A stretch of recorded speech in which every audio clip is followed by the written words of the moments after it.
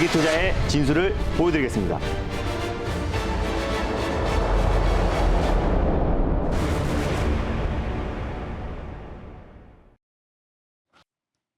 안녕하세요. 달릴까 말까 정수연입니다. 안녕하세요. 엠벤골드 김준호 매니저입니다. 네, 매니저님 이 달릴까 말까에서 강조해 주시던 섹터가 네. 바로 콘텐츠인데 맞습니다. 오늘 콘텐츠 섹터가 상당히 강합니다. 네. 2월 말에 소개해 주셨던 A스토리가 오늘 13% 넘게까지 치솟으면서 2차 목표가를 터치를 했어요. 네. 3차 목표가를 좀 잡아주셔야 될 것 같아요. 네, 지금도 2차를 웃돌고 있는 거죠? 맞습니다. 일단 지금 뭐 콘텐츠 관련 섹터가 이제 올해 상반기를 이끌 수 있는 주도 섹터가 될 수 있을 것이다라고 설명을 드렸습니다. 뭐 이거 외에도 뭐 위지 스튜디오라든지 뭐 SNF 디자인 같은 경우는 이 자리에서 4차례나 설명드렸었는데 그때마다 10에서 20%, 또 30% 이상의 큰 상승이 나오기도 했고요. 근데 A스토리 같은 경우는 대표적인 드라마 제작사 기업입니다. 글로벌 OTT 기업들이 올해 한국 진출을 앞두고 있는 시점이기 때문에 드라마 제작사의 몸값이 계속해서 치솟고 있다라고 보시면 될 것 같습니다. 그래서 최근에 시장이 굉장히 불안정했음에도 불구하고 굉장히 안정적인 상승 흐름이 나와주고 있다라고 보시면 될 것 같고 전일 시장 여파로 조금 조정이 나왔던 부분들이 빠른 속도로 회복이 되고 있다라고 보시면 될 것 같아요. 그래서 A스토리 같은 경우는 제가 2차 목표가를 45,000원 라인대를 잡아드렸는데요. 현재도 2차 목표가로 잡아드렸던 45,000원 이상에서 47,600원 라인대에 위치해 있기 때문에 지금 현재 한 32% 정도 수익이 찍혔을 겁니다. 지금 수익을 챙기셔도 되고요. 조금 더 장기적으로 끌고 가고 싶으신 분들은 제가 2차 목표가로 잡아드렸던 45,000원 라인대를 익전 라인대로 잡으시고요. 3차 목표가로 53,000원 라인대를 3차 목표가로 설정하셔서 대응하셨으면 좋겠습니다. 수익 축하드립니다. 네, 수익 축하드립니다. 그리고 또 어제 짚어봤던 종목들도 리뷰를 들어볼게요. 네. 우선 메타버스 관련해서 알체라를 새롭게 소개를 해주셨죠. 네, 맞습니다. 알체라 같은 경우는 실질적인 메타버스 관련해서 대표 종목이 될 수 있을 것이라고 말씀드렸어요. 실제로 미국의 메타버스 가장 대표 종목이라고 할 수 있는 로블록스보다 지금 가입자 수가 더 많습니다. 전 세계적으로 2억 명의 유저가 있고요. 그리고 앞으로 이제 게임뿐만 아니라요. 그 공간 안에서 또 이제 가상현실 SNS 안에서 교육도 받을 수 있고 또 각종 회의로 뻗어나갈 수 있기 때문에 앞으로 이제 제페토의 어떤 그 효과와 긍정적인 효과는 계속해서 이어질 수밖에 없을 것이다라고 판단되고 있습니다. 그래서 이제 제페토를 운영하고 있는 회사가 네이버 스노우인데요.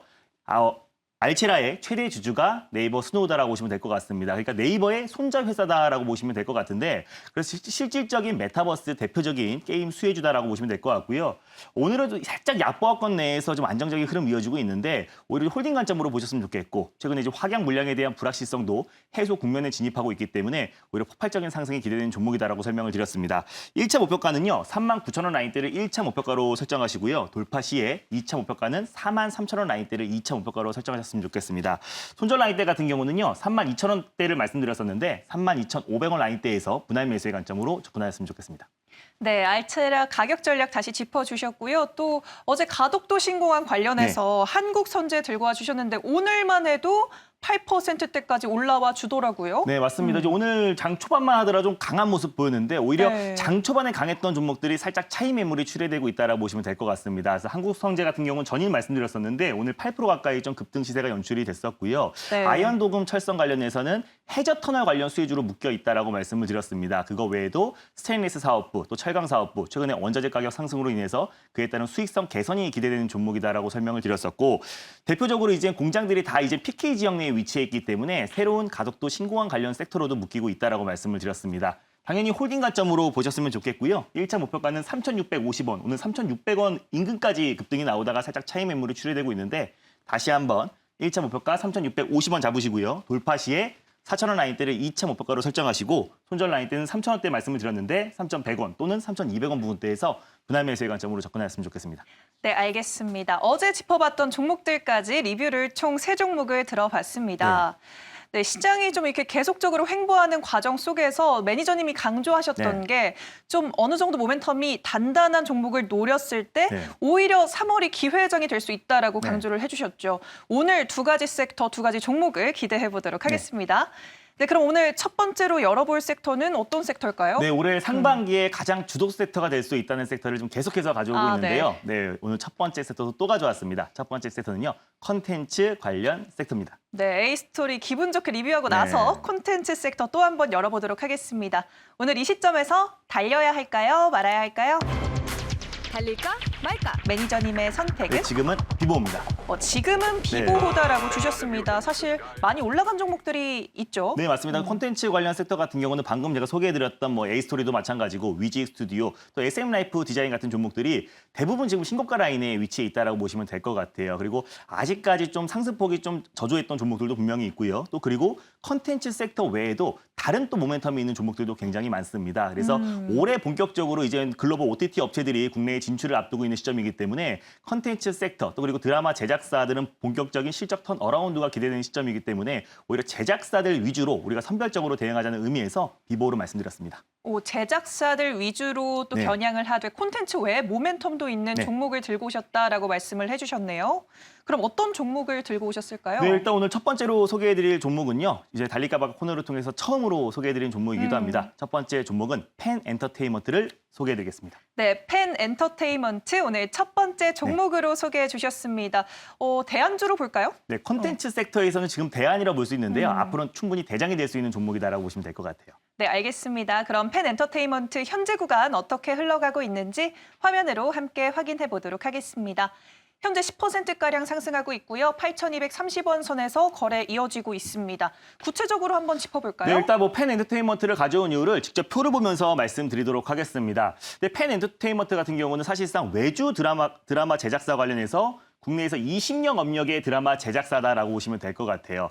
한류 열풍의 시초라고 할 수 있는 겨울 연가를 2002년도에 제작한 회사가 펜 엔터테인먼트라고 보시면 될 것 같고요. 2012년도에 뭐 해를 품은 달이라는 드라마도 제작한 회사가 펜 엔터테인먼트입니다. 그래서 굉장히 오래된 그리고 외주 드라마 제작사 중에서 국내에서 가장 오래된 외주 드라마 제작사이다라고 보시면 될 것 같습니다. 최근에 드라마 제작사의 어떤 가치가 계속해서 급성장하고 있습니다. 제가 아까 방금 전에도 말씀드렸다시피 애플 TV, 또 디즈니 플러스, 또 글로벌 OTT 업체들이 국내 한국 진출을 앞두고 있는 시점이기 때문에 최근에 이제 디즈니 플러스 관련 수혜주들이 이제 급등이 나주고 있잖아요. 그래서 그에 따른 모멘텀이 계속 이어질 수 있을 것 같고 또 특히 국내 드라마 제작사의 몸값 그리고 또 계속해서 물밑 협상이 이어지면서 OTT 플랫폼의 계속 수주 증가에 대한 기대감도 계속해서 이어지고 있다라고 보시면 될 것 같습니다.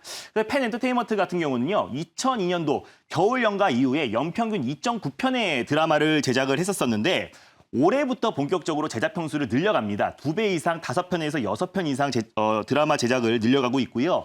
3월에 이제 OK 광자매를 시작으로 5월 달에 라켓 소년단 5편에서 6편 이상 드라마 편성을 늘리고 있다라고 보시면 될 것 같습니다. 그에 따른 수익성 개선도 좀 기대가 되고 있다라고 보시면 될 것 같고요.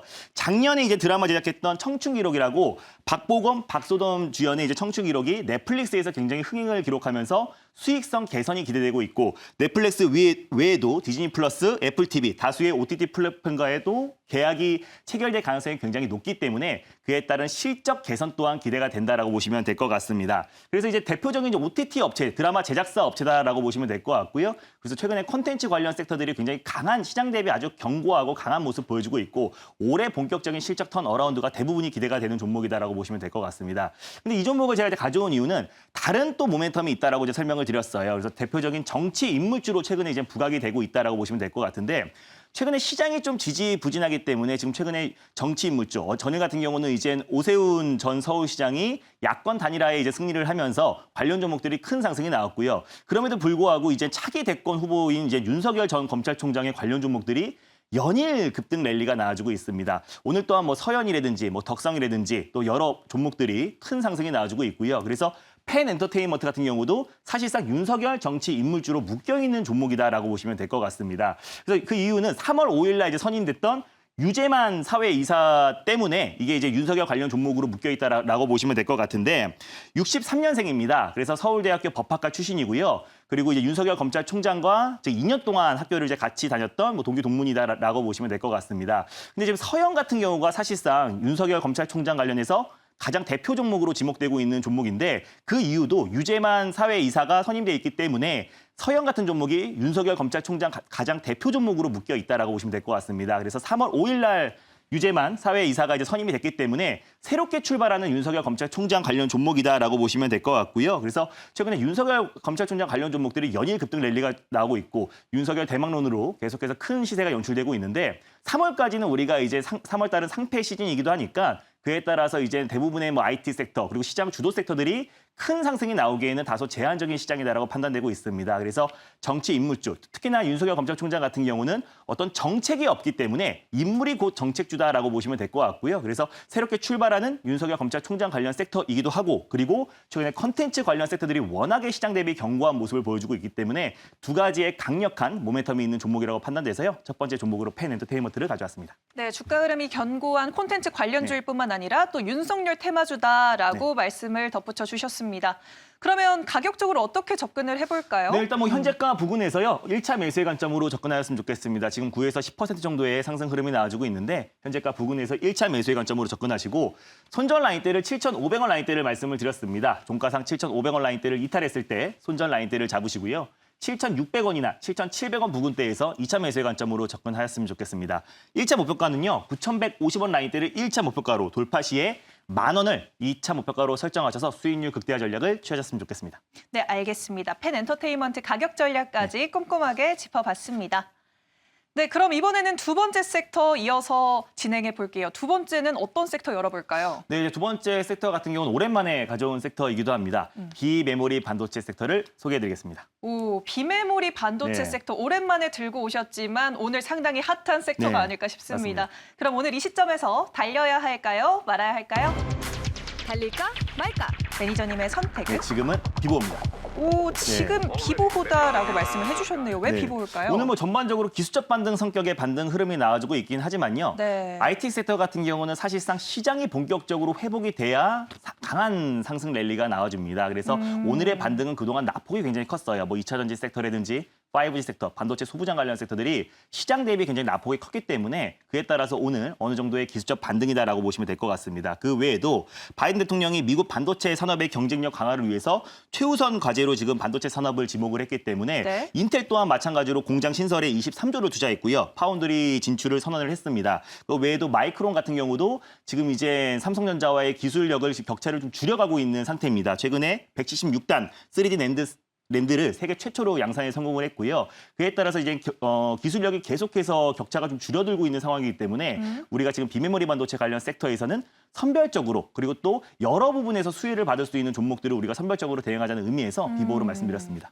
네, 알겠습니다. 그러면 어떤 종목을 오늘 소개해 주실 거죠? 네, 일단 두 번째로 소개해드릴 종목은요. 바로 ISC를 두 번째 종목으로 소개해드리겠습니다. 오랜만에 보네요. ISC 네. 오늘 두 번째 주인공으로 들고 와 주셨습니다.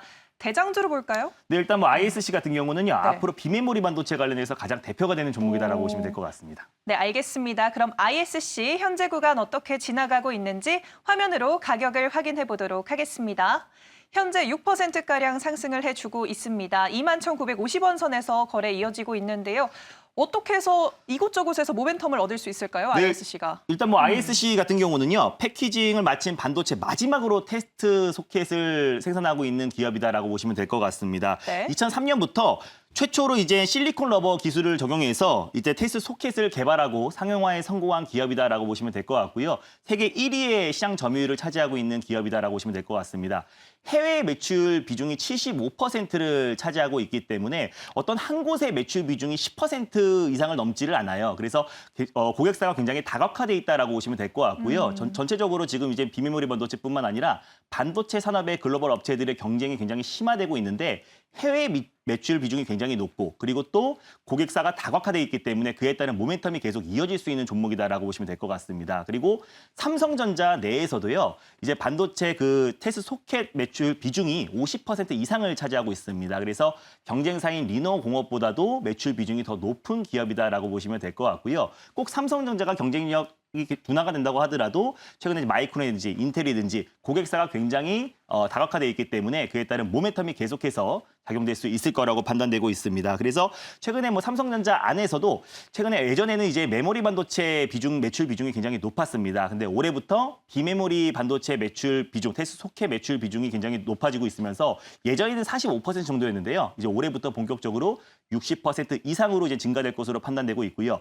메모리 반도체뿐만 아니라 비메모리 반도체까지 마지막에 최종 테스트 소켓은 소모 부품으로 계속해서 수요가 증가할 수밖에 없다라고 판단되고 있어서 두 번째 종목으로 ISC를 소개해드렸습니다. 네, 맞아요. 사실 인텔이 대규모 투자를 네. 강행을 하면서 삼성전자가 좀 위협받는 거 아닐까라고 네. 고민을 했는데 삼성전자뿐만 아니라 해외에 있는 기업들까지도 모멘텀이 네. 뻗어 있는 ISC를 또 소개를 해주셨네요. 그러면 어떻게 접근을 해볼까요? 네, 일단 지금 현재가 부근에서요. 일단 1차 매수의 관점으로 접근하였으면 좋겠습니다. 손절 라인대를 19,500원 라인대를 가져왔는데 최근에 이제 ISC 같은 종목도 시장 여파로 굉장히 낙폭이 좀 컸다라고 보시면 될 것 같아요. 이것뿐만 아니라 뭐 여러분들이 좋아하시는 뭐 2차 전지 관련 섹터들도 LG화학이라는 종목도 고점 대비 25% 이상의 하락에 나와주고 있고 여러분들이 좋아하시는 5G 같은 섹터들도 KMW도 고점 대비 거의 30에서 40% 이상의 조정이 나왔습니다. 그래서 아무리 실적이 뒷받침된 종목이라고 하더라도 시장이 불안했을 때는 IT 소부장 관련 섹터와 5G 섹터와 2차 전지 섹터 같은 경우는 조정이 나올 수밖에 없다라고 말씀을 드렸었고요. 최근에 시장이 3월 이후부터는 이제 상패 시즌 감사 보고서 제출 기한이 이제 마무리가 되기 때문에 오히려 시장이 빠르게 회복될 수 있을 거라 판단되고 또 IS처럼 기술력이 입증된 기업들 위주로 또 반등이 또 강하게 나올 수 있을 거라고 판단되고 있습니다. 현재가 부근에서요. 1차 매수의 관점으로 접근하시고요. 손절 라인대로 제가 말씀드렸던 19,500원 라인대 바로 위에서 2만 원대 부근대에서 2차 매수의 관점으로 접근하셨으면 좋겠습니다. 1차 목표가는요. 24,000원 라인대를 1차 목표가로 돌파 시에 26,500원 라인대를 2차 목표가로 설정하셔서 수익률 극대화 전략을 취하셨으면 좋겠습니다. 네, 알겠습니다. 또 분할 매수 강조해 주시면서 ISC 두 번째 종목으로 선정해 주셨습니다. 네, 그럼 오늘도 더 많은 이야기를 위한 무료 방송 준비돼 있을까요? 네, 맞습니다. 뭐 최근에 뭐 시장이 좀 불안한 모습 보여주고 있고요. 다행히 또 오늘은 또 코스닥 증시 위주로 또 어느 정도 기술적 반등이 나와주고 있습니다. 그래서 지금 같은 시장에서 콘텐츠 관련 섹터라든지 또 메타버스 관련 섹터 또 그리고 또 미래차 관련 섹터들은 또 시장 대비 견고한 모습을 좀 보여주고 있다라고 보시면 좋을 것 같습니다. 그래서 우리가 4월을 좀 준비하면서요. 4월 달에 폭발적으로 가장 강하게 올라갈 수 있는 주도 섹터와 종목에 대해서 자세하게 설명드릴 예정이니까요. 장 끝나고 오후 4시에 많은 참여 부탁드리겠습니다. 네, 샵 2034로 김준호 보내시면 친구도 되실 수 있으니까요. 참고해 주시길 바랍니다. 달릴까 말까는 내일 또 찾아오도록 하겠습니다. 달릴까? 말까? 당분간 시장은 무조건 종목 장세입니다. 아시죠? 이런 시장에선 김준호가 잘합니다. 휴대폰 문자 받는 사람의 샵 2034 누르시고 제 이름 김준호라고 3글자 적어서 문자 보내주세요. 쭉쭉 오르는 종목들 딱딱 골라드릴게요. 김준호에게 문자 많이 보내주세요.